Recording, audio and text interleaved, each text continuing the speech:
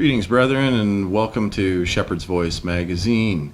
Thanks again for joining us. We took the week off last week, and we thank you for taking the time this week for returning and joining us today as we delve into another topic that I hope will be beneficial to you. Today I want to talk about an element of the Millennial Period that isn't spoken about very often, and that could be for a number of reasons. Mostly it comes from a misunderstanding of events as it leads up to the end of the millennium, and that's kind of where our focus is going to be today. Some folks just don't have the answers, but hopefully if we study the pages of our Bible and we look at the words that are there and the context that is available to us, God willing, we can broaden our understanding, especially when it pertains to things like the millennium, where there is so much in prophecy about the various phases and periods of the earth and mankind, and leading up to the millennium and through the end of the millennium. There's so much information out there that we want to make sure that we grasp the context in as full of a manner as we possibly can. So as I said, the period that I want to discuss today isn't at the beginning of the millennium, when generations worth of those who are the dead in Christ are raised in the first resurrection, and that indeed is the resurrection that we're all shooting for, that we should be most concerned with. But I'm also not speaking about the period in between, where in a world built and being built with only the governance and the peace that can only come through a king such as Jesus Christ is beginning to take shape, a place wherein nations won't take up arms against each other anymore, and we can read about that in Isaiah 2 and verse 4. We'll reference that later. We can turn to that a little bit later. We're going to reference some of those things, some of what the millennium holds in store. However, there'll be more time for some of that as we progress into the fall holy day season. And it's during that holy day season, folks, that I hope you'll join us here on SVM, where God willing we'll be bringing you messages on the high holy days, the Feast of Trumpets, Day of Atonement, and the first and eighth day of the feast. And as always, if you're on any one of our mailing lists, stay tuned for announcements regarding the YouTube premieres. With that said, the millennial period that I want to focus on today, that I want us to look at, is the period wherein the 1,000 years has come to an end. We don't often look at this part. It's very easy to look at all the good parts. And this part is a good part, but it might be a little bit of a strange way to get to a good part if we're left to only our own reasoning. Stay with me, if you will. Last time Jim was speaking, he was talking about the ultimate judgment of God, and how we have to leave the ultimate judgment of people and this world to God, and how when we misrepresent that judgment by twisting the message of salvation, or the message of faith, or salvation through faith, that we put ourselves in a pretty tough situation, and an unenviable situation that we don't want to find ourselves in. So let's have a look today at the reality of God's glory and see what His will and His plan consist of. Okay? And especially in terms of what happens at the end of the millennium. So without too much delay, let's jump over to Revelation 20. And we're going to begin in verse 1, where we read, "Then I saw an angel coming down from heaven, holding the key to the abyss," and your translation might say to the bottomless pit, "and a great chain in his hand. and he sees the dragon, that ancient serpent who is the devil and Satan. And your translation might read, who deceives the whole world, and bound him for 1,000 years. And he threw him into the abyss, and he closed it and put a seal on it, so that he would no longer deceive the nations. And then, now we have some qualifying statements here. No longer deceive the nations until the 1,000 years were completed. Okay, so now we know we're talking about the end of the millennium. After that, he, talking about Satan, must be released for a short time. Again, your translation might read, for a little season, or a short while. I'll get you to keep your finger in Revelation 20, because we're going to be there primarily for the bulk of our time together today. Because as in most scriptures that we read here on Shepherd's Voice, there's a lot going on there. There's a lot going on in those scriptures, in this passage. And as I said, it's easy to see the really good part here, that seems, to me at least, that this is going to be a fairly memorable and momentous occasion. Whatever makes up this chain and this ability to bind Satan, and the putting away of Satan for 1,000 years, this is going to be a momentous occasion. Before all of the world and all of heaven, Satan's going to be subdued, and his influence is going to be cut off.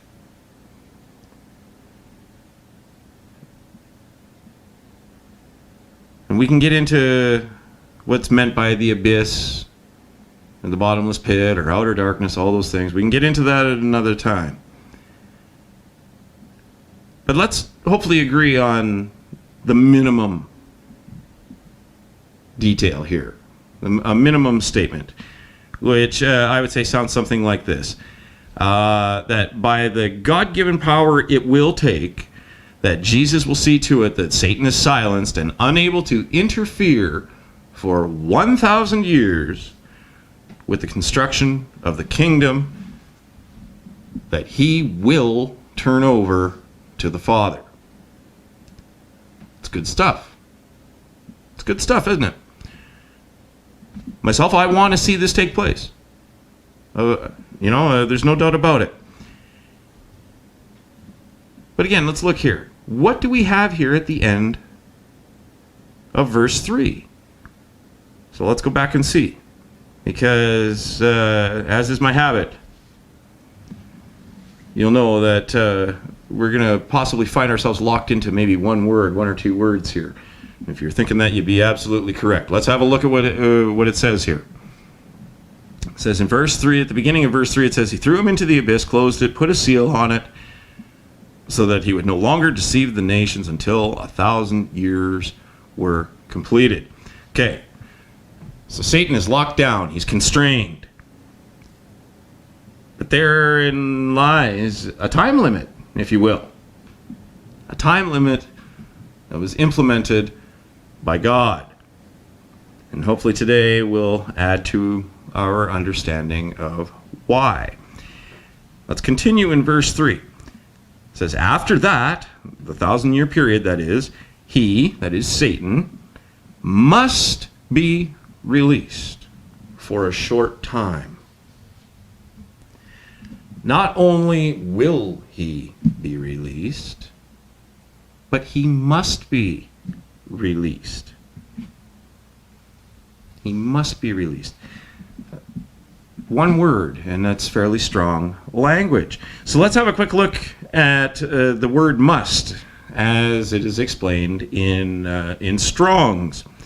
And I want to do so because it ought to help us perhaps shape how we view both the world we live in and the world to come.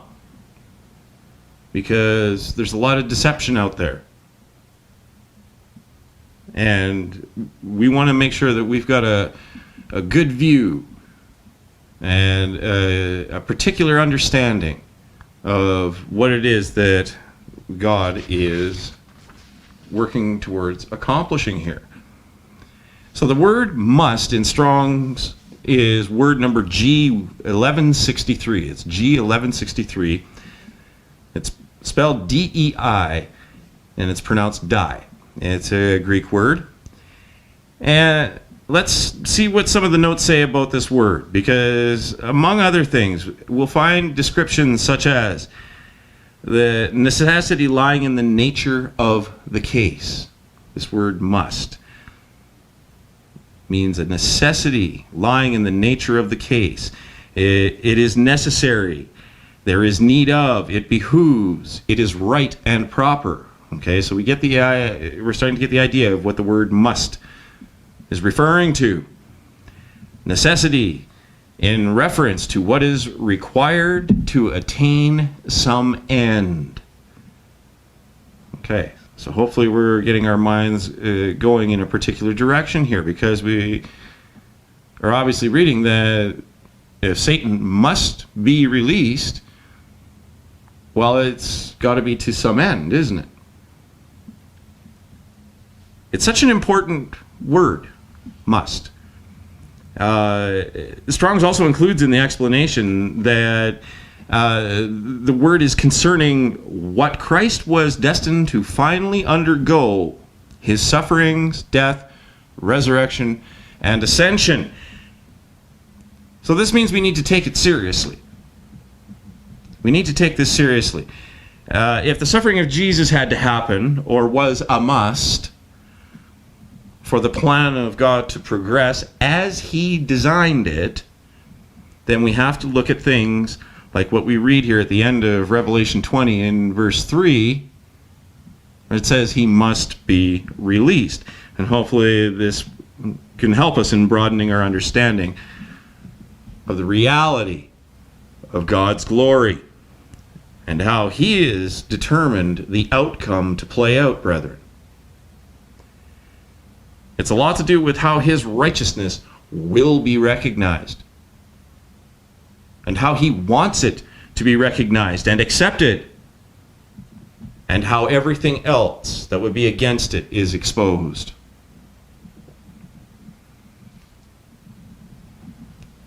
So let's consider what the millennial reign of Jesus Christ means for a moment. Let's look at a few details about that. And I don't want to limit it to these details, but certainly the millennium will include things like what we read of in Isaiah chapter 2, which begins with speaking about the millennium. We can turn there if you like. It's Isaiah 2, and beginning in verse 2, it says, "In the last days, the mountain of the Lord's house will be established at the top of the mountains and will be raised above the hills. All nations will stream to it, or flow to it. And many peoples will come and say, 'Come, let us go up to the mountain of the Lord, to the house of the God of Jacob. He will teach us about his ways, so that we may walk in his paths.' For instruction will go out of Zion, and the word of the Lord from Jerusalem. And he will settle disputes, or he will have judgment among the nations, and provide arbitration for many people. And they will beat their swords into plowshares, into plows, and their spears into pruning knives. Plowshares are pruning hooks. Nation will not take up the sword against nation, and they will never again train for war." So again, we see an end to the strife that we might recognize for 1,000 years. Now, I'm keeping this part short, and I'm deliberately keeping from elaborating too deeply on some of these themes, as they'll, like I said, will be likely referenced in the upcoming Holy Day messages. However, in broad strokes, we see here the establishment of the house of God and how it is raised above all others, and that the teaching is rooted in truth, because instruction goes out from the house of God at that point. And I'd ask us to take note of the fact of how folks at this point acknowledge the lordship of Jesus. You see, during the millennium, there will be no more war. And this alone might be an impossible idea for us to conceive of, given our reasoning and given what we're exposed to and what we see around us. So this will be a time of further proving the worthiness of Jesus Christ and how he's rightful and he's righteous in his rulership. There won't be war because, according to Isaiah 2, disputes among the nations are settled. There's intervention, there's intercession by God himself. And your translation might use the term judged, as I said. Judged. So if we go back to Revelation 20, we see the binding of Satan and his inability to influence the world. And we spoke about that at the outset of this message. So why is it that at the end of such a period unlike any others in the history of mankind walking the earth, wherein a Christ-like attitude is pervasive, as opposed to things that are inspired and can only be inspired by Satan? And that Christ-like attitude is all-encompassing. Why? Why do you think it is that at the end of a period like that God would allow the return of Satan? He's been bound. Why not just leave him there? Leave him bound. Why do we think that is? BibleKnowledge.com co-founder Michael Bradley wrote the following in his article, Satan Let Loose. And you can find that at BibleKnowledge.com. And I do believe this begins to partially explain a little bit of what we're dealing with here. If we've just had, this is what Michael Bradley says, if we have just had the perfect peace for 1,000 years in the Millennium Kingdom, why would God allow the devil to be set free to cause one more round of trouble? And he says, here is my opinion as to why. In the Millennium Kingdom, the humans who survived the events of the tribulation will still be procreating and bringing more children into the world. And these children, you'll forgive me if I'm a little note-bound here, I'm reading a quote from this fella. These children will then be raised up in the Lord and all of his ways, and they will have never known demonic temptation, since Satan and all of his demons will have been chained up and out of their sight during the entire length of the millennial kingdom. So there's going to be people born during this period of time that won't be exposed to the influence of Satan. I just want us to keep that in mind at the moment, and then we'll move along. So again, why must Satan be released at this point, at the completion of this 1,000-year reign of Jesus Christ? And we spoke of the Strong's definition of the word must, or die. Let's look at a part of the description that I didn't read. Strong's also notes the following here. It says, necessity established by the counsel and decree of God, especially by that purpose of his which relates to the salvation of men by the intervention of Christ, and which is disclosed in Old Testament prophecies. And it continues, G1163, that is die, that is must, seems to be more suggestive of moral obligation, denoting especially that constraints which arise from divine appointment. In short, brethren, what this is all saying is that it has a whole lot to do with God's divine purpose. So let's drop down to verse 7 for more context. Revelation 20 and verse 7. Because this tells what happens after he's released. It says, when the 1,000 years are completed, Satan will be released.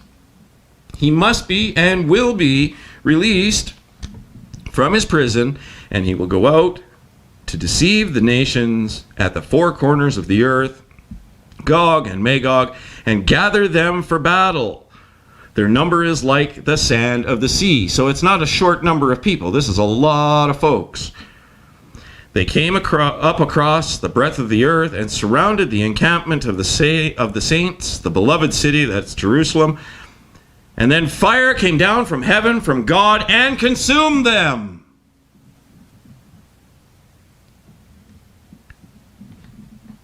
Not only must he be released and will he be released, but he plans to make war. And he plans to take some people, a lot of them, influence them into a state of rebellion and conspiring to make war on the beloved city and make war against God.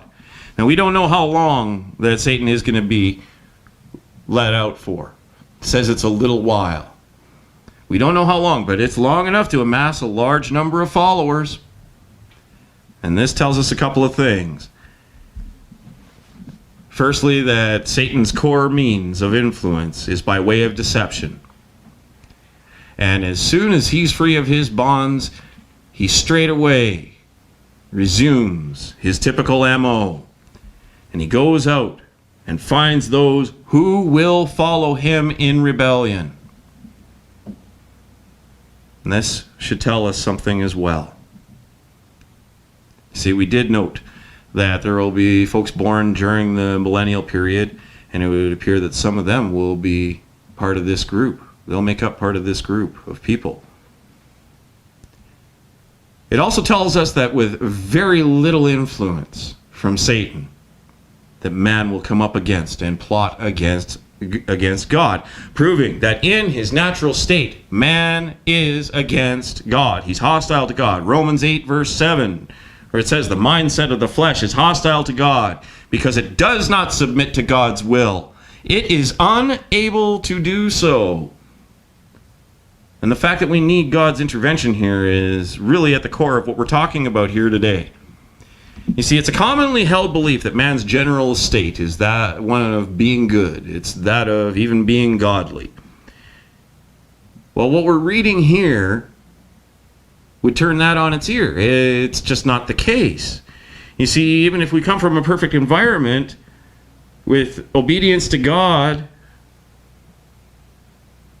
being the common theme, the influence of Jesus Christ being the common theme, submitting to him and obeying him and turning to him and relying on him is still up to the individual.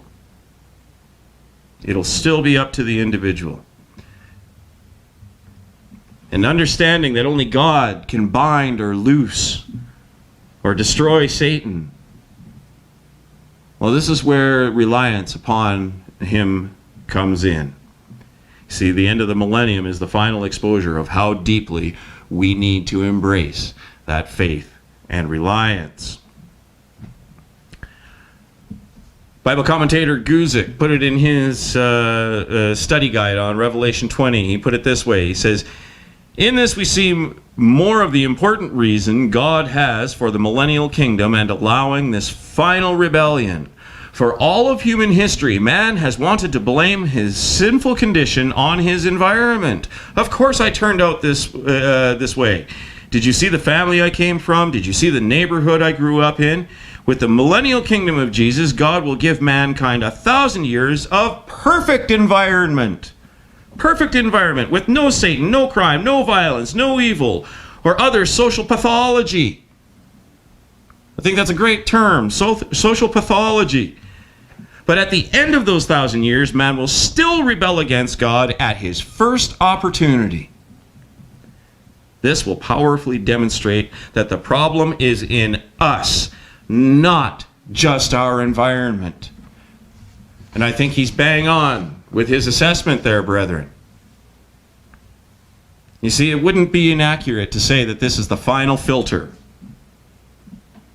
That God, through exposing the depravity and the depth of evil in man, well, that'll expose God's glory, especially in how he deals with it.